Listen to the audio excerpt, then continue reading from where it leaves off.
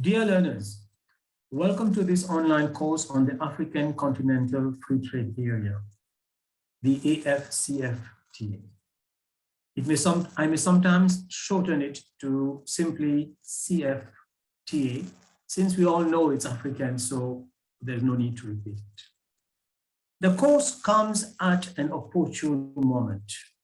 This year and the past 2 years have been eventful years, as you may know, for various reasons.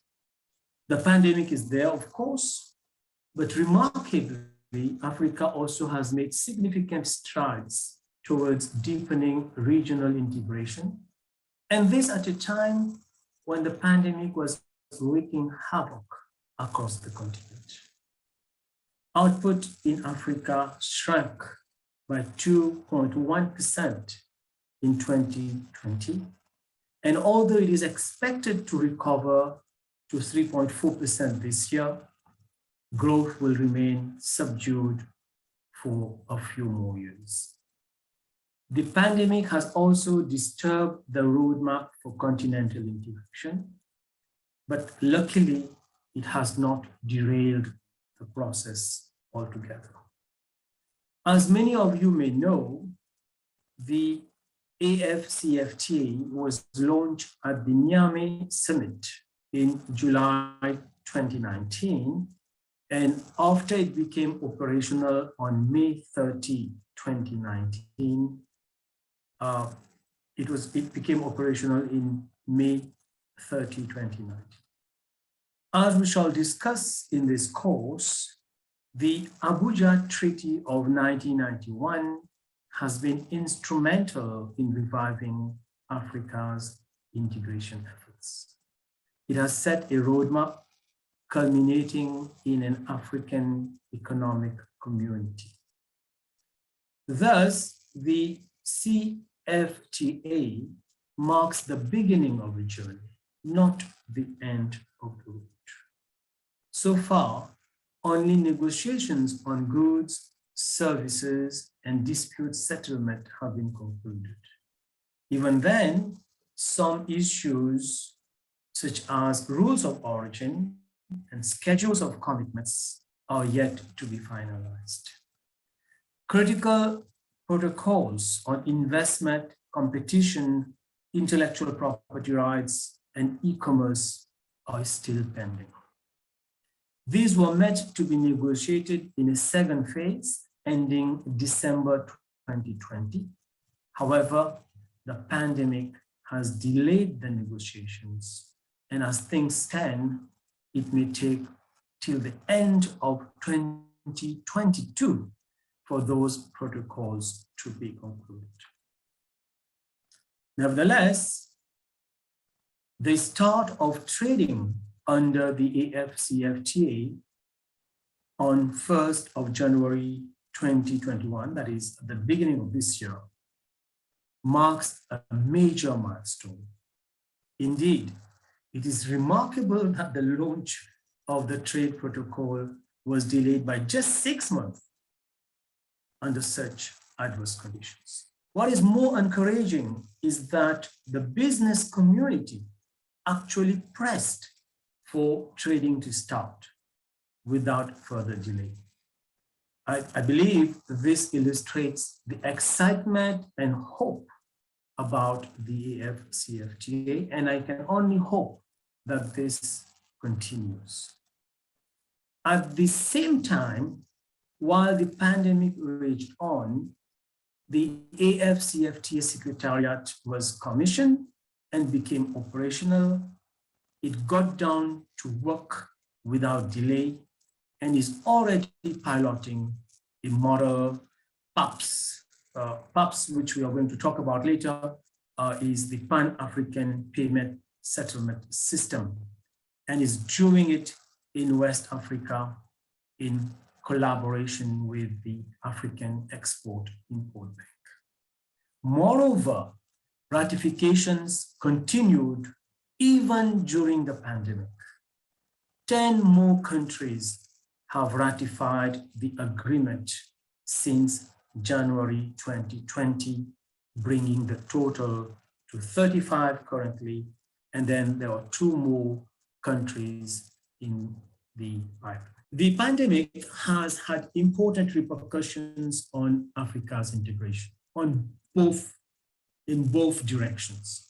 On the one hand, it has unleashed protectionist tendencies which go against the spirit of regional integration, as you may know. On the other hand, the AFCFTA supports the development of regional value chains, which have become even more important at a time when global value chains seem to have broken down during the pandemic. Many African countries are now waking up to the realization that they need to build self-sufficiency so that they don't have to depend too much on critical supplies of food and other products from outside of Africa. And they have also become aware, and this is another lesson from the pandemic, that they must build their economic and structural resilience. And it turns out that the African continental free trade area can contribute much in this direction. The pandemic has also highlighted the importance of the digital economy. As you may know, there were many firms that were able to continue business by using the digital platform. Okay, they were delivering online. Some companies encouraged their employees to work from home, and they could do that using the internet. But this was only a handful of businesses. Okay, most businesses in Africa suffered a lot. Many businesses closed down, especially the micro, small, and medium enterprises, which we are going to talk about during this online course. And they could not stand the economic fallout of the pandemic because they were not digitally ready. So I think the pandemic sends a very strong message to Africa about the need to build the digital economy. And I believe a future protocol on e-commerce goes very much in that direction. So let me come to the purpose of this course. Why? Why are we doing this online course on the African continental free trade area? As you know, the AFCFTA promises to deliver important gains to most African countries. We shall see in the course of this online program the different studies that have been undertaken and the simulation results that they have generated. However, the ability of African economies to capture these benefits will depend on several factors. It will depend on their political commitment, which is critical. It will depend on the capacity of the countries to design and implement national AFCFTA strategies and mitigation policies alongside. It will depend, finally, but not the least, on their continued interest in the remaining negotiations. As I mentioned earlier, currently phase 2 negotiations are on. This will take a long time, especially given the current situation. So it's important that countries remain focused. It's important that countries remain interested in completing the remaining negotiations. Fundamentally, to make the AFCFTA work for Africa requires that all member countries fully own up the agreement. I cannot stress enough on this point. If we don't own up the agreement, if we don't commit ourselves to it, there is no way that we will implement it. Okay, so this course is designed to promote such ownership, and it does so by educating key stakeholders. These can be government officials, they can be parliamentarians, they can be experts, they can be NGOs.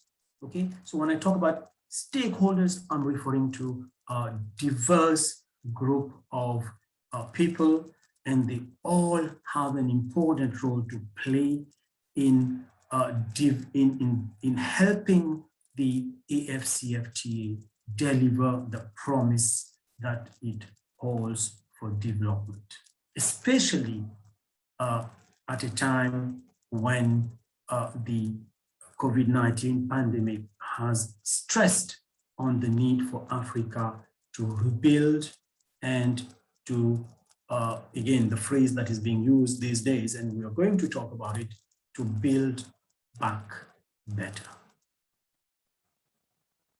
So what are the objectives of this course? At the end of this course, I would expect learners first to appreciate the role that regional integration could play in Africa's development. Second, to understand the difficult process that has led to the current stage. In other words, the AFCFTA, as you know, has been launched, trading has started. You will also understand the key provisions of the AFCFTA agreement, the key protocols. You will take note of what remains to be done. You will be able to critically assess what it would take for the AFCFTA to deliver on its promise.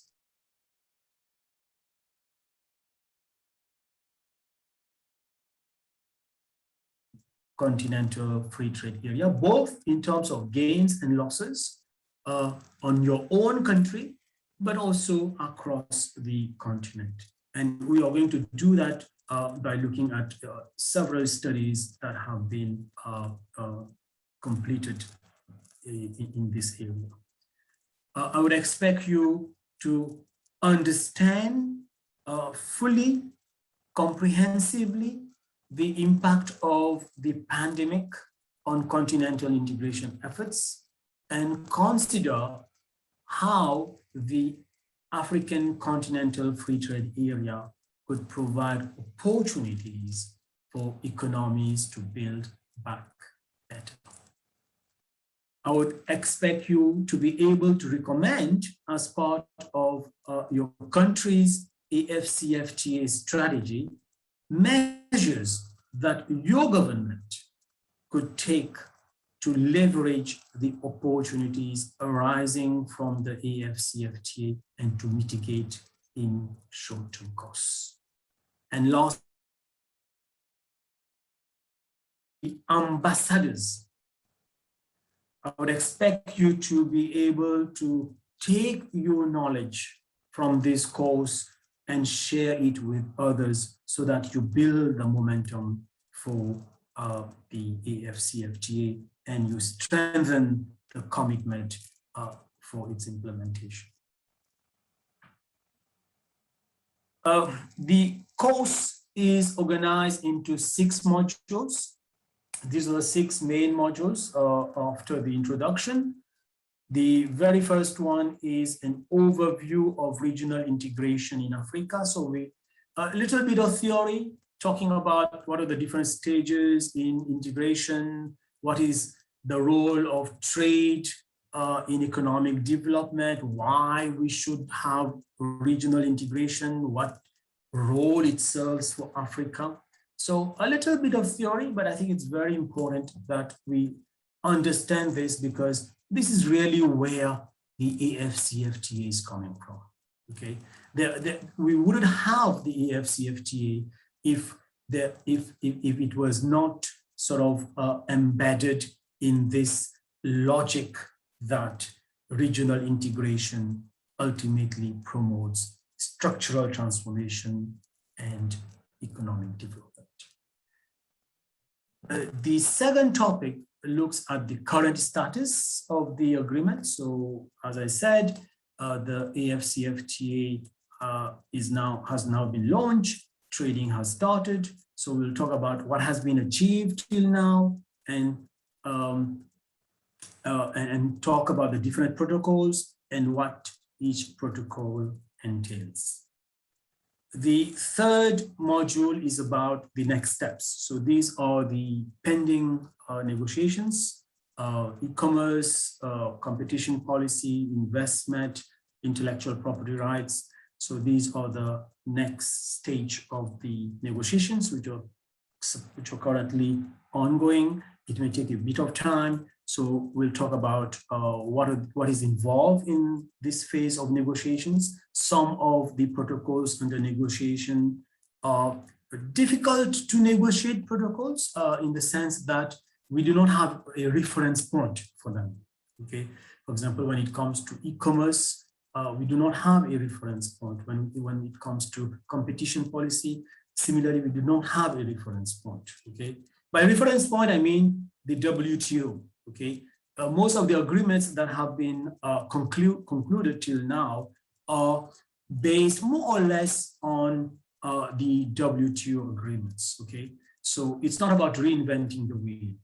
It's about really following what is there and trying to conform as much as possible to the WTO, because at the end of the day, many African countries are also WTO members. So we need to make sure that implementing the AFCFTA does not go contrary to the basic principles of the WTO. So they have to be aligned.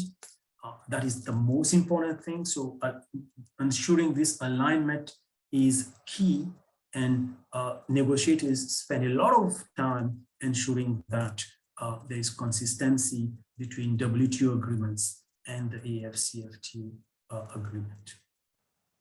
Topic 4 looks at the impacts of the AFCFTA. We'll look at, any trade agreement has, it generates gains, but also losses. Let's face it. That is how it is. That's the nature of the game. So if you really want to make sure that, your commitment to the agreement stays alive, you have to make sure that the gains are widely shared and that the losses, in a way, have been shared in a way that that the impact is minimal. So it's very important to redistribute gains and losses. So I think this would be critical to ensuring the survival of the AFCFTA into the future. We'll talk about the pandemic and how the pandemic is affecting the continental integration efforts, focusing on this need to build back better. So this in topic 5, in module 5, we are looking at how the pandemic has impacted African economies, how African governments have responded to the crisis, and in particular, how COVID-19 has impacted on regional integration efforts. And finally, we are going to end this module 5, by looking at what lessons the pandemic offers for regional integration. And we will conclude the course by talking about how to make the AFCFTA work. What needs to be done? Okay, what are the next steps? So we'll talk a lot about the need for individual countries, for member countries to implement mitigation policies, to implement what are called national AFCFTA strategies to ensure that they benefit most from the agreement. This course does not require any prior knowledge of the subject. So anyone who is interested in the AFCFTA is welcome. It takes into account the learner's need for flexibility, because we understand that you're all very busy, you're working. So it's designed keeping in mind this need for flexibility, but it challenges the interested learner with several things, including activities, discussion questions, and there is also a reading list which is there, and I have organized the reading list into what I call essential reading and supplementary reading. Now, essential reading doesn't mean it is a must for you to read. This module, the course guide itself is designed to be self-contained and comprehensive. Okay. However, I would encourage you to at least check the essential readings. They would be a good complement to your reading and to the course guide. Each module starts with the module objectives. It sets out in very clear terms what is expected, what the module purports to deliver. It talks about it sets out also, as I was saying, the essential readings and the optional readings or the supplementary readings. There will be activities. Some of the activities will be interactive activities. There will be case studies. There will be some research questions. Most of the activities are aimed at helping the learner deepen his or her knowledge of specific issues. And in many cases, the activities ask you to go and check what the situation is for your own country. Okay, because obviously in a course like this, I cannot talk about 54 countries. Okay, so the discussion remains general. Obviously, there will be some cases where some countries are taken as examples, but then the activities encourage you to go further. And each topic ends with key takeaway messages, which summarizes very neatly the main points. There is a list of references, and there will be at the end of each module a multiple choice quiz. Okay, typically for the first 3 units, the quiz consists of 20 questions each. Okay, and for the last 3 units, 10 questions each. Okay, obviously, take the quiz.